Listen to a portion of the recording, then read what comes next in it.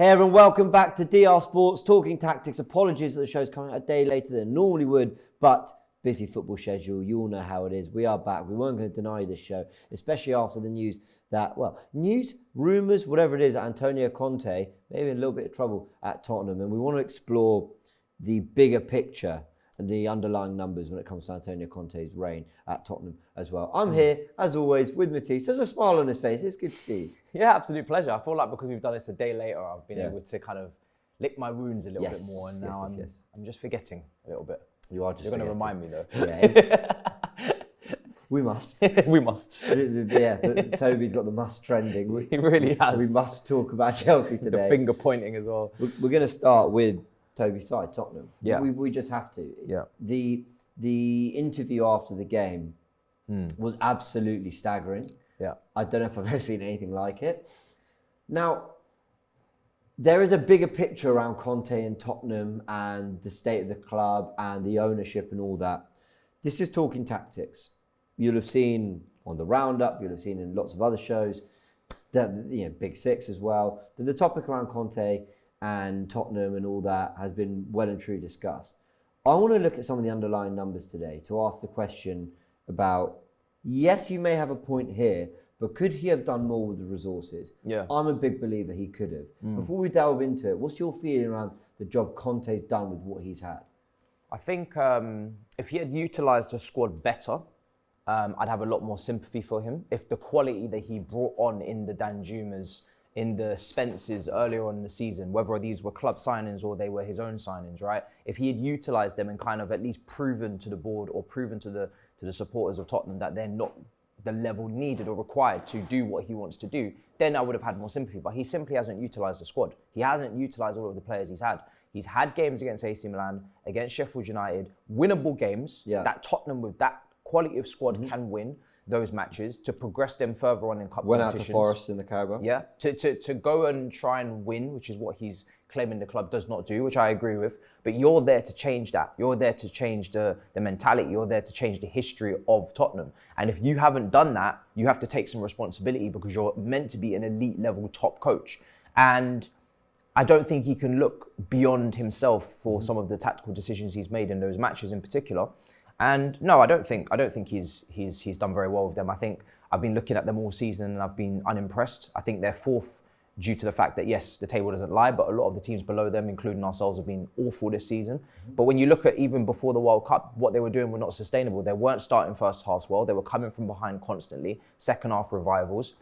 There's not many Tottenham performances this season I'm actually impressed with for the full 90. So, yeah, not good. You're right, and they do sit fourth in the table. In fact, before we go into the Tottenham state of the season, let's just have a little look at Conte at the moment. Now, here are sort of recent Tottenham managers, and I've got how many games they played, but also their win percentage. So he's got a 54% win percentage in 76 games. Nuno Espirito Santo, 53% in 17. Mourinho, 52% in 86 games, so he managed 10 more games than Conte.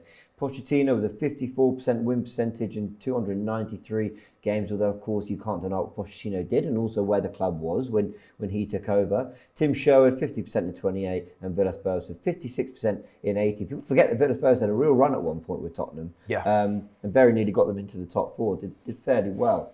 The thing I really want to point to is this. Conte's money spent this campaign, 140 to 150 million. Now, when you're dealing with things like Pedro Porro being a loan, but also it's a loan, but with an obligation to pay the release clause, something like that. It's a little bit wishy-washy. And then the carryover, the Romero. I want to state that this figure includes the Pedro Porro full fee, but it doesn't include the Romero one that a lot of people have been carrying over into this year. So around 140, 50 million. When you look at Porro for 45, whatever it was, when you look at Richarlison for 60, Basuma for, 25 on a cheap cut deal situation. Something like that. Yeah. The average spend by Tottenham in the previous 5 seasons is 105 million. So also, it's not nothing. That's a decent amount. Yeah. That's also slightly skewed by the fact that there was one summer in there where they didn't spend any money. But that would still yield a better average money spent from Conte in one campaign. And that also doesn't include the Kulusevski and Bentancur deals from last January. Now, I understand, right, that to compete at the highest level, you've got to spend a lot of money sometimes. Todd Bowley's trying to do that, right? Yeah. But he's had backing. He's had backing. He wanted Richarlison for 60 million. He wanted depth of that front three, which they needed. You know, the resource he's had could have gone in other areas. He's actually added some players. I like Petrovar, I like Kulusevski, I like Bentancur. You know, I can't look at this and go, well, you know what? You just picked up typical Tottenham and there's nothing you could do about it. He's had an opportunity to raise the level, and he did temporarily. Let's not pretend he didn't. He did. He got them into the Champions League, won 8 of their last 10 or whatever, had them scoring goals across the 2022 calendar year. He did do some good things. But for them to look as far off as they've been, and then him to just point to, well, it's just Tottenham and it's the ownership, what can I do? I think that's a bit disingenuous, because I think he's had more opportunity than he's trying to deflect from. Yeah, I think what Tottenham as a board have done, in my opinion, is they've kind of gone one foot in. They're checking the temperature. They're testing the waters. Yeah. You know, Dan Juma, Spence, you know, not getting a centre-back, not getting, maybe a right wing-back earlier. These are things that they needed to do in the summer that they didn't get done. And I think they kind of half backed him and then half kind of wanted to go down the market value for Spence and market value for some young players. Long lay on loan. Yeah, Leng, exactly. That's a great example. So I do think it's been a little bit 50-50, but I agree with you. His hands are not tied behind his back. Yeah. He does have quality players that he can utilise, particularly in the attack. When I'm looking at Tottenham, and we're going to mention next that they're the 3rd highest goal scorers in the league, but there is a massive drop-off between Arsenal, Manchester City and everybody else in the league. But they've regressed from last season, and I was speaking to Tobes about this yesterday. Goals scored, goals conceded. You know, defensively they've been really poor this season, which is shocking from a Conte team, but obviously maybe from an individual, player standpoint in defence, they're not as good as they should be. But the way he sets them up to be, you would expect at least some sort of defensive solidarity, and then those low XG chances that Kane is throwing into the back of the net constantly, fair enough. But it's the complete opposite. They're not able to do that. So there's a lack of flexibility from him as well. You know, we talk about using the players that have been signed, but also you're not showing any flexibility in your approach. Yeah. You're constantly going with this 3 at the back every single match, regardless of the results. Even in latter minutes, dying minutes against AC Milan, where you need a goal. You look like you're playing for a draw. Do you understand the aggregate? Yeah. I know that your European record. I know your European record is poor. You need a goal. Can you go to a 4? Can you throw an extra attacker on? Go to maybe a 4-2-3-1. It feels like he's very stuck in his ways, a little bit stubborn, and he just lacks that flexibility. And then if we was to go to a man management point of view as well, if you talk about backing, and he's talking about the spirit of the players in that press conference, he's talking about potentially the lack of wanting to work for each other. The hypocrisy is incredible when your contract is not signed, your future is not decided, your commitment is not clear, your in-game management is shaky. You are not putting everything into this to try and get Tottenham that trophy, to try and get Tottenham those results. For me, you have to take some of the responsibility. I couldn't agree more. And you're right to say some. And you're right that I understand the ownership thing. Like I said, talking tactics, we're not going to do the whole ownership discussion. But, rest assured, Tottenham fans watching this, I understand. I understand there's a Levy problem. I understand there's a Tottenham hierarchy problem to a degree and all that. I haven't gone too deep into my research and all that. I really want to focus on the Conte thing, because you're so right. He had enough there to beat Forest in the Carabao Cup, Sheffield United in the FA Cup, and AC Milan in the Champions League. He had enough. He has made decisions that are baffling from a tactical standpoint. Now, this isn't a 3-4-3 thing, and I'll show you what I mean by that. Yeah. Tottenham's underlying stats of the Premier League 22-23 season, thanks to FB Ref. Here's where they rank. Obviously, we know they're 4th in the table. They rank 3rd for goals scored. They actually rank 4th for shots. They even rank 4th for shot-creating actions. Pretty good. I'm not going to lie, I was looking for these stats, thinking they'd be worse. So they're not supporting my point, but I might find something that does. Their XG, 6th, cool. Possession in the league, 8th. That's not the, you don't have to have the ball to be a good team. Fine, different styles.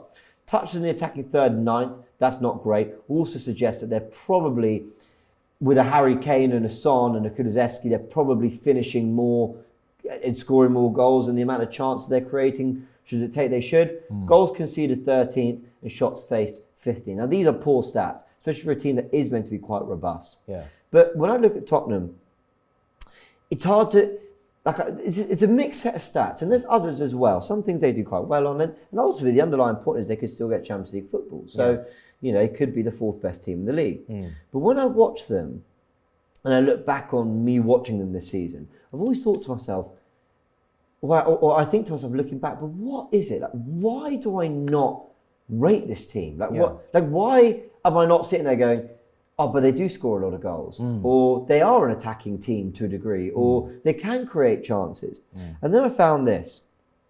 This is the Premier League 22-23, minutes spent losing, drawing, winning. And of everyone in the top 7, Tottenham has spent the most minutes losing games this season. Yeah. And that doesn't surprise me. Because look at the comebacks. It doesn't. I mean, look at how long...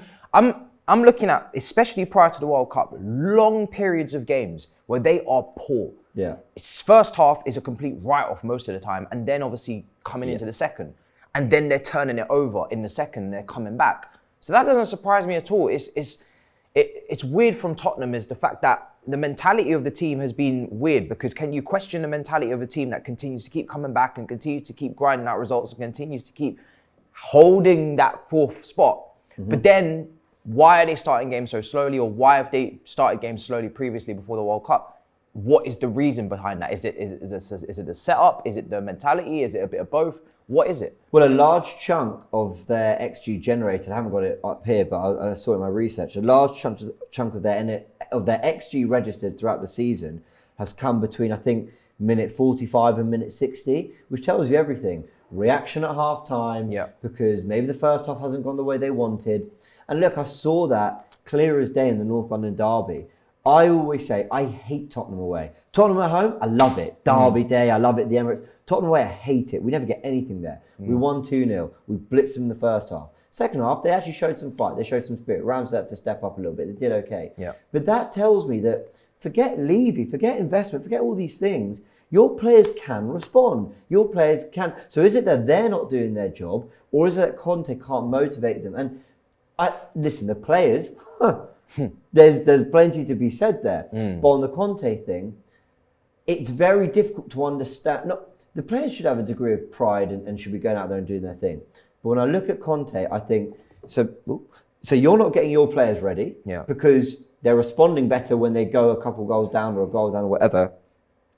But also when you mention the contract situation, when you mention the constant, there's always been this air of, is he staying long term? Is he going to go? Does he really want to be here? How is that conducive to a successful building in the right direction? Because Tottenham weren't going to challenge for the title and win major honours off just a year and a half of Conte magic. We all knew that. I expected better than this, but also didn't expect him to get to the very end. So there's just been too many uncertainties for me around the club. And when I see this, it just explains why it fills that gap in my head, which is, but what's the stats that's going to tell me what I think I'm seeing or what I know I'm seeing on the pitch, which is that they are so often behind in games.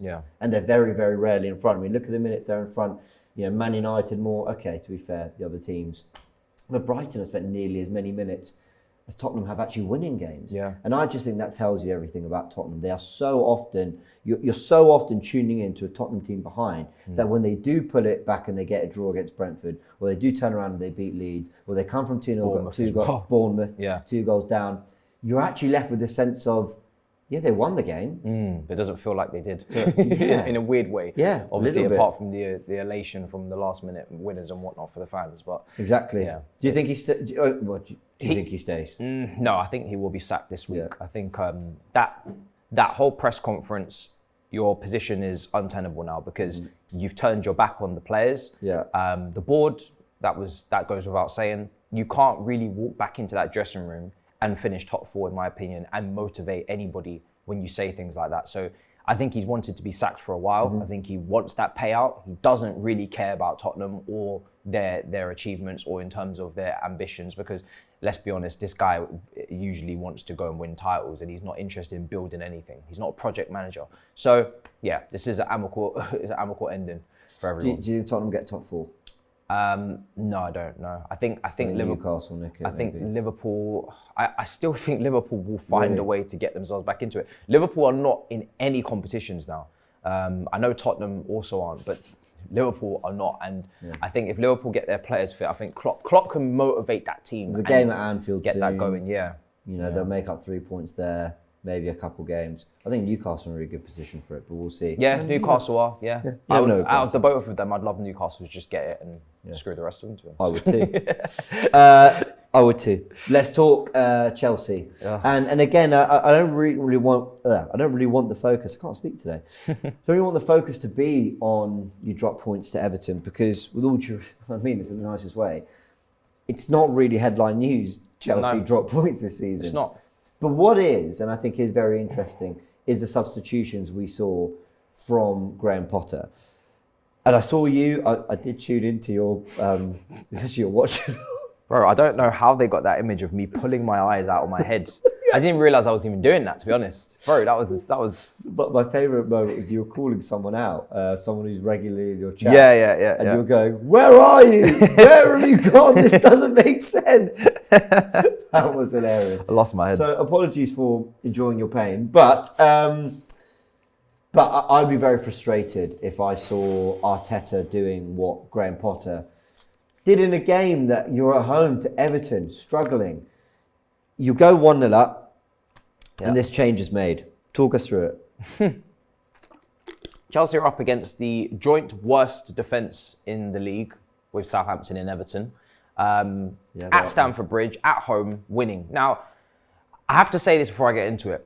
Chelsea, on the balance of play, slightly deserved to win. However, I don't feel sorry for them that they lost. I think they had it coming, and I think the reason why is the way we try to protect leads.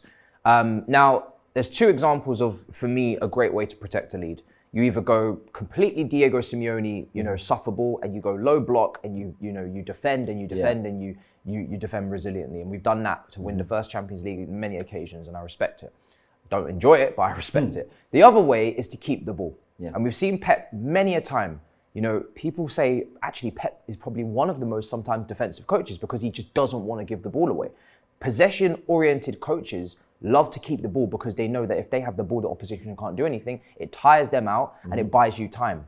And it's funny when I'm looking at this kind of substitution, Gallagher, it doesn't bring an extra attacker on because he's not an attacker, he's a midfielder, but it also doesn't help you retain the ball. And it's something that Potter's been doing against Leeds, and he's done it against Leicester. And even against Leicester, thankfully, he didn't leave it like that at half-time. He brought Gallagher on for João Felix at half-time against Leicester. He went to that 3-5-2, but then he switched to a 4-3-3, and then we got the third goal. Against Leeds, it's very similar to what happened against Everton, is that he went to shut up shop with a 1-goal lead twice, and it backfired. The first time, obviously, earlier on at 1-0. The second time, of course, going towards the 2-1 and then conceding late on. So should we have a look at the other subs? So Gallagher was the first. Then we saw Loftus-Cheek come on for Kovacic, which that one doesn't insult me as much. I mean, get it. He brings height. You know, in terms of those balls into the box, you can understand that Cover's being susceptible to injuries. Fofana couldn't make the full 90 as well, so on comes Trevor, and obviously Carney comes on as well for João Felix. That is just this is my thing. You said there's two ways to defend a lead, and you're spot on. The possession, there's the Simeone way, the parking the bus. But I also think, I wouldn't say that there's a third way, because it really is parking the bus, but I also think if you are going to deploy a kind of really solid sort of, you either need 2 banks of 4 or something like that, and I'm not really sure Gallagher and Chukwuemeka in these roles give you that. But the other thing is, surely maybe you want to offer something going the other way, because the more you say, we're not going to throw punches, the more they go, cool, well, we're happy to come. I don't box. I've never boxed a size class once. If I'm fighting Anthony Joshua and he says, I'm not gonna punch you, well, I'll just keep punching him then. But if I'm in the ring with Anthony Joshua, you best believe I'm doing everything. Like, you're giving too much to Everton. Even Chelsea in their famous Champions League 2-2 at Barcelona, what did they have on the break? Fernando Torres. That's how the second goal comes, right? You've got to leave something up there. Now, Kai Havertz has played a full game here. He didn't have anything to bring on the counter in the end because tired legs, I guess. He was getting through a lot of work, as he usually does. You have Madueke and you have Mudryk. And he's only made 4 subs, and he finished the game on 4 subs. You have an extra forward to bring on. particularly Mudryk, who is lightning quick. And it just gives you an outball, and it just gives you, So true. and it just makes Everton respect you in a way where we're not going to just throw everybody forward, and we're going to actually, have some sort of caution and maybe play a mid block kind of line, because if Mudryk gets in behind, we're toast, especially off the back of an assist and a goal that was ruled out for offside against Leicester. But my issue is not even just the subs. When Chelsea concede that second goal, it's a punt forward, and the ball drops. They don't win the first ball, and then it flicks to Sims. Chelsea are not compact. Yeah. So even with all of these defensive changes, Chelsea are not compact in the last few minutes of the game. They're all over the place. And I don't understand what we're trying to do. We're not trying to keep the ball. We're not trying to, of course, why would you try and get a third goal with a couple of minutes to go? Fine. But we're not compact, and we're not low block, and we're not, in one unit. If you're going to do this, do it right, as they say. Go down Jose Mourinho, really.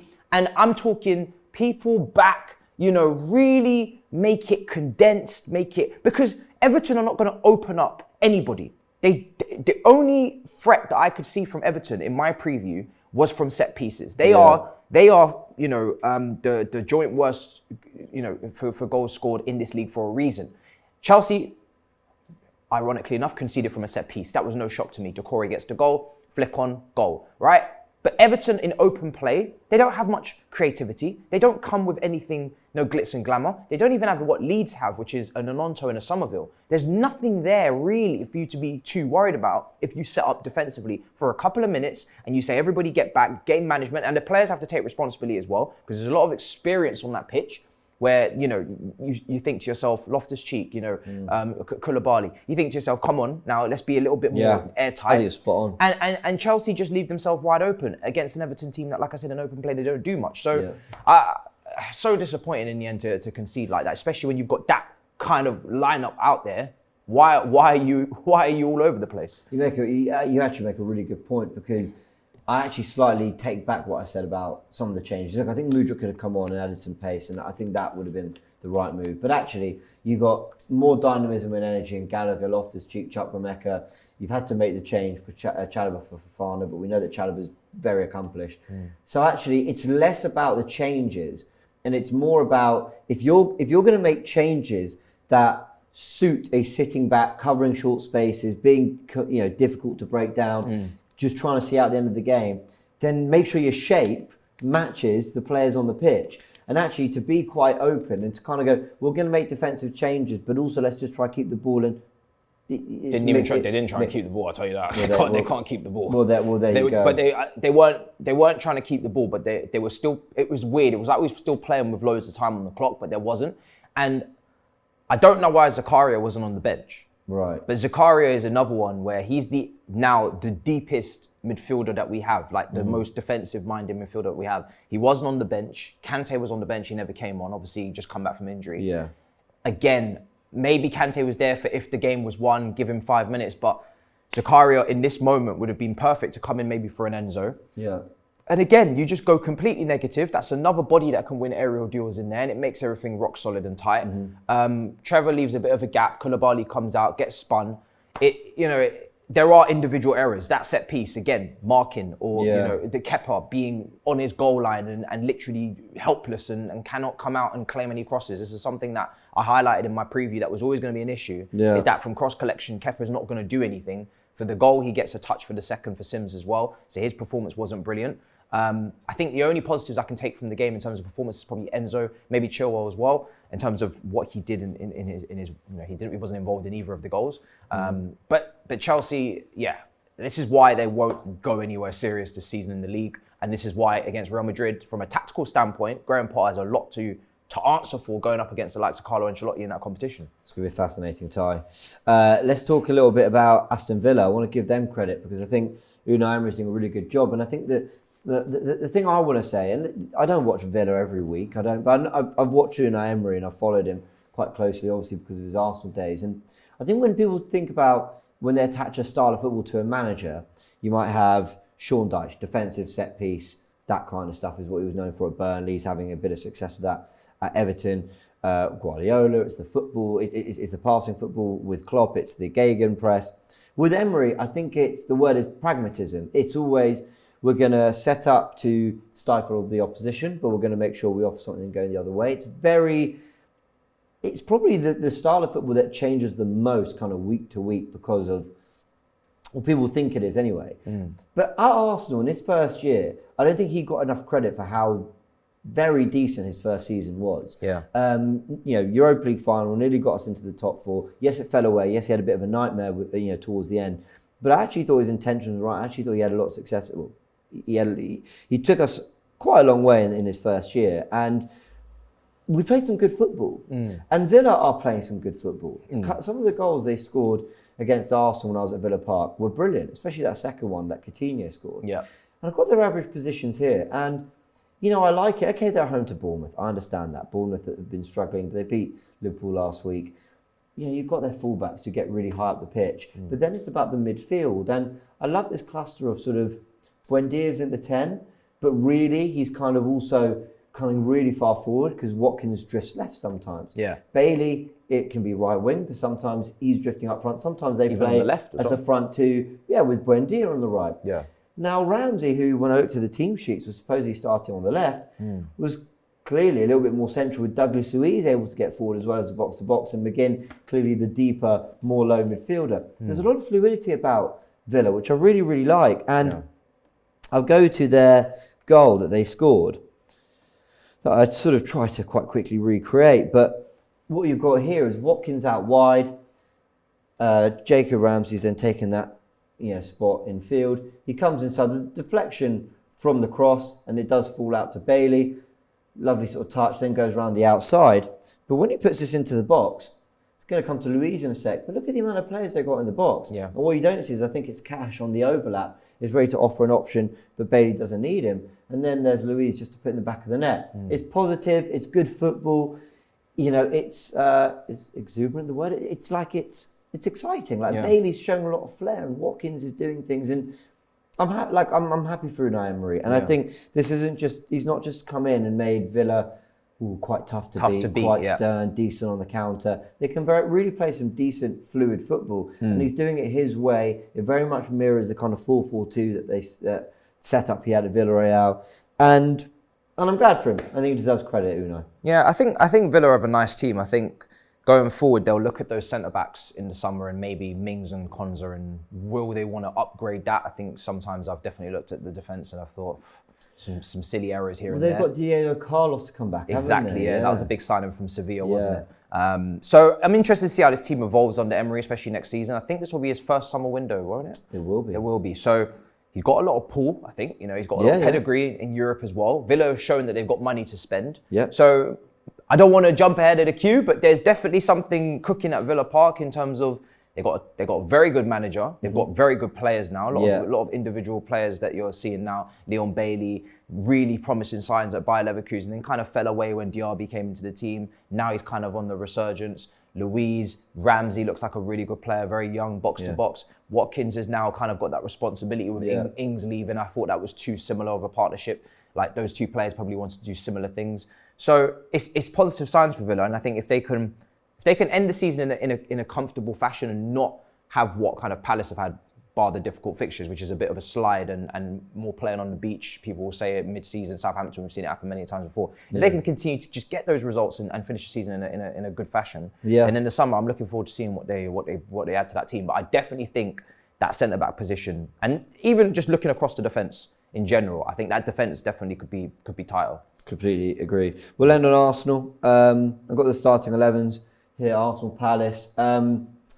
I obviously talked about this with Graham on Tactical Insight on AFTV. Holding, I thought, did really well coming in. I think it's ludicrous that they've hired Roy Hodgson and sacked Patrick Vieira. When you look at, did you know that the average since the World Cup, the average position, this doesn't even include Arsenal because I've got these stats before the Arsenal game. The average position of the teams they faced pre-Arsenal since the World Cup is 7th in the table. Yeah. They were sitting 13th. Yeah. The average position of the average position of clubs below them, they're sitting 12th, is 13th. The point is, they've got 9, of their last 11 games, 9 of them are against teams below them in the table. I can't believe they made that change. But I wanted to give credit to Arsenal, and I want to just send everyone off with a little bit of homework, and that is to keep an eye on this player when you're watching him. Trossard. He is so fascinating to watch because, yes, Jesus drops in and links up. Yes, Nketiah is more of a poacher striker. This guy literally plays as a midfielder.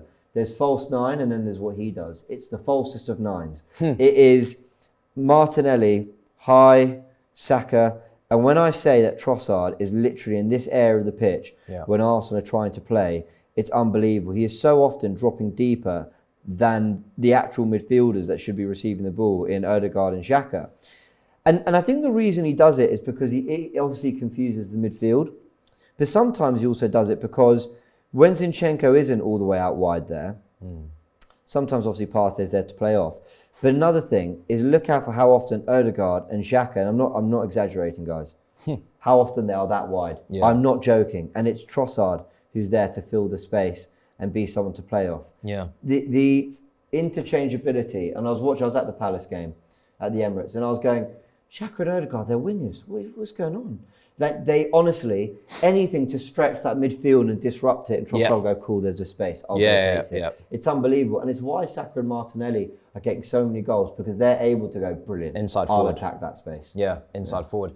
Trossard has become this weird blend between Jesus and Nketiah. I don't know if I spoke about it on the show before, but his ability to finish with both feet, his ability to drop deep, link up play, still work hard, and it's just bringing another dimension to Arsenal. When you're looking at some of the football that was played against Palace, some of the 1-2 touches, some of the combinations, Xhaka for his goal, it's awful to watch.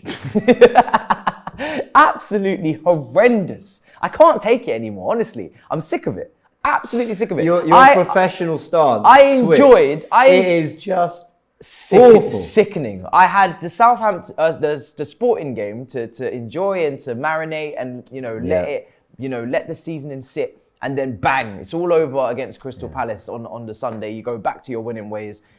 Holding comes into the team. That was obviously a concern for Saliba coming out. Thought he did very well. Ben White was brilliant again. Unbelievable. This guy, to go from, I always knew he could play right side centre back in a 3. He's very progressive with his passing. He's a good ball playing centre back. For the way he's moved to right back, and he's not just a defensive right back, because I've seen Azpilicueta under Jose Mourinho in our title winning season play left back, and I've seen him at right back. I've seen defensive minded right backs who have not really wanted to, or couldn't really always offer the most going forward. This guy wants to overlap. He's very much part of this triangle with Odegaard and Saka. He's extremely important in it. He's a playmaker. Yeah, it's ridiculous, to be honest. So he provides a serious outlet. So the only kind of pressure I can put on Arsenal now as a rival fan is just saying you must. This is all you've got left. That's what we're resorting to. Yeah? The league is all you've got left. Obviously, what happened on Thursday. Yeah. Will it be a blessing in disguise? We're gonna have to find out. But I'm running out of ideas personally. Yep. I hear that. Homework for Arsenal fans and anyone who's watching Arsenal. I'm telling you, look out for this. How often, and it won't happen at the same time. You rarely see Xhaka and Odegaard both that wide. But one of them will come out. Yeah, honestly, look out for how often one of them goes all the way out to the touchline. Yes, it gives Martinelli the opportunity to come in. Yes, Zinchenko's there everywhere, but it is Trossard that fills that 10 space. It is so fascinating. You saw it with the Xhaka goal as well. Xhaka is pinged into Xhaka from Zinchenko. He lays off to Trossard, but it only happens because Trossard's in the number 10 and Xhaka's moved all the way to the final line. Any further he's offside. Do you know what I'm seeing a lot of from Saka? Yeah. A lot of Mohamed Salah. Yeah. In terms of sometimes he's understanding that his game is not just about, being good on the eye and having those combinations and 1-2s and little dribbles. This guy is crashing the box. Yeah, this guy is getting into dangerous positions. There was one of the goals, I don't know which one it was. He was in an offside position and he didn't switch off. He just bang. He was like, oh, and back on side and then made the run again. First, when Ben White was about to slip in and Ben White held the ball. Yeah. And then Saka just darts in and then wheezes back out. At no point is this guy switched off. He's I know last couple of games he maybe been a little bit more quiet. He wasn't at his best against Palace. That's a little bit more quiet. But 2 goals and assists. 2 goals, but he's so switched on, and it's kind of that modern day winger where you need to be prolific, you need to get goals, and I think he's understanding, and he's very clever because he knows that the centre forward position right now, it's not your Erling Haaland, it's not your 20, 30 goals, it's Jesus and Nketiah's come in. He's realised, okay, I need to take responsibility. Not only do I need to improve my finishing, but I actually need to make the situations for my teammates to find me to say, okay, there's Saka, he's the guy crashing the box, and he's taking them well. And I'm very impressed with at a young age, he understands that what his job is not just to hang on the touchline and do fancy flicks with Odegaard. He's making sure he's in dangerous positions. Agreed. Constantly. He's been brilliant, and Arsenal responded well after sporting. Matisse, always a big pleasure chatting with you. And yeah, we've covered a lot today, long show, but we had to talk about obviously Conte, the underlying numbers there, Chelsea and their substitution, what's going on. Major praise for Unai Emery and the job he's doing at Aston Villa. And of course, Leandro Trossard, like I said, a little bit of homework. Honestly, look out for it. I think it's so fascinating, the role he plays in this Arsenal team. It is the international break, so you won't see us for a couple of weeks, unless, as we mentioned, there might be, I don't know if you've seen the breaking news video, Erling Haaland's got a groin injury. Depending on the severity of that, we may do a video looking ahead to how Man City respond to that. And of course, the Liverpool game coming up as well. So, you'll see a little bit of us on DR Sports, as you always do. Matisse, thank you very much. Pleasure. We'll see you all very soon.